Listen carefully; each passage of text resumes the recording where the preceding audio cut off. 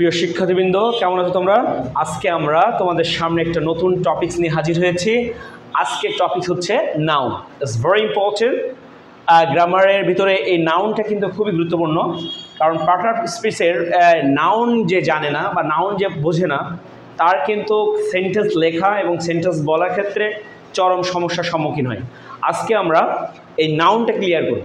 আমাদের আজকে টপিকস হচ্ছে নাউন। চলো তাহলে আজকে আমরা নাউনটাকে নিয়ে একটু আলোচনা করি। নাউন মানে হচ্ছে নেম।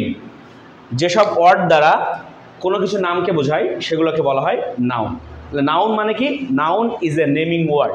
তাহলে যার নাম আছে সেই কিন্তু নাউন। সো আমরা নাউনটাকে আজকে বিস্তারিত আলোচনা করব।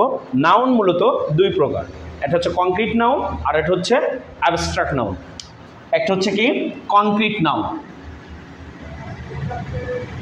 নাউন, আর দ্বিতীয় নাম্বার হচ্ছে অ্যাবস্ট্রাক্ট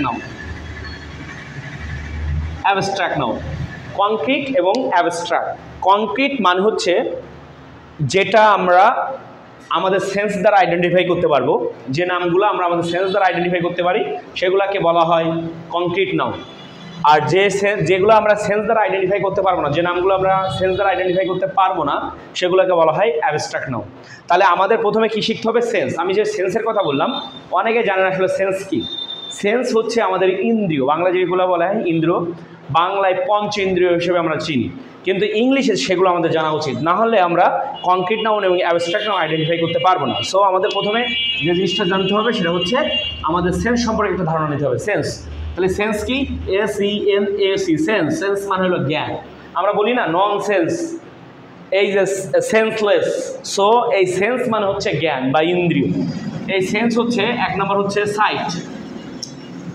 সাইট মানে দৃশ্য। দুই নাম্বার হচ্ছে সাইটের পর আমরা কি করি? আমরা প্রথম দেখি, তারপর আমরা শুনি। লিসেন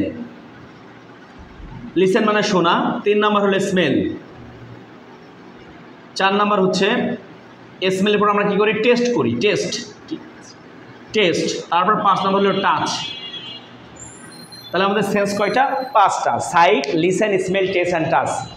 এই পাঁচটা সেন্স দ্বারা যদি আমরা কোন নামকে আইডেন্টিফাই করতে পারি সেগুলোকে বলবো কংক্রিট নাউন। আর যেগুলো আমরা এই পাঁচটা সেন্স দ্বারা আইডেন্টিফাই করতে পারবো না সেগুলোকে বলা হয় অ্যাবস্ট্রাক্ট নাউন। যেমন আমরা দেখি, লিখলাম একটা ওয়ার্ড, লিখলাম এটা হচ্ছে বুক মানে বই। এটা একটা নাম, সো একটা জিনিসের নাম।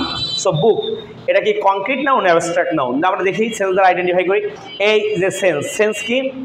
দেখা। তাহলে আমরা কি এটা দেখতে পাচ্ছি? বইকে আমরা অবশ্যই দেখতে পারি। তাহলে এটা হচ্ছে একটা আমাদের কংক্রিট নাউন। কিন্তু অ্যাবস্ট্রাক্ট নাউন কোনগুলো? যেমন সেন্স দ্বারা আমরা কি করতে পারবো না, আইডেন্টিফাই করতে পারবো না। যেমন দেখেন, আমরা যদি বলি ফ্রেন্ডশিপ,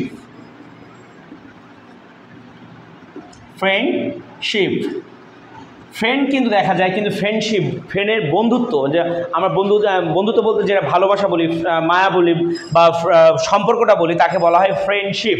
এই ফ্রেন্ডশিপ কিন্তু একটা অ্যাবস্ট্রাক্ট নাউন, কারণ এই সেন্স দ্বারা কি করা যায় না, আইডেন্টিফাই করা যায় না। বন্ধুকে আইডেন্টিফাই করা যাবে, কিন্তু বন্ধুর যে বন্ধুত্ব সেটা কিন্তু আমরা আইডেন্টিফাই করতে পারি না। সো আমরা আজকে যে বিষয়টি নিয়ে আলোচনা করলাম সেটা হচ্ছে নাউন মূলত হচ্ছে দুই প্রকার, কংক্রিট, অ্যাবস্ট্রাক্ট।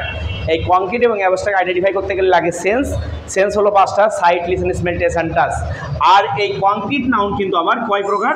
চার প্রকার। এক নম্বর হচ্ছে প্রপার নাউন। দুই নম্বর কি? Common noun. তিন নম্বর কি? কালেকটিভ। আর চার নম্বর কি? ম্যাটেরিয়াল। তাহলে কি? Concrete noun. এই যে কংক্রিট নাউনটা আবার কিন্তু চার প্রকার: প্রপার, কমন, কালেকটিভ।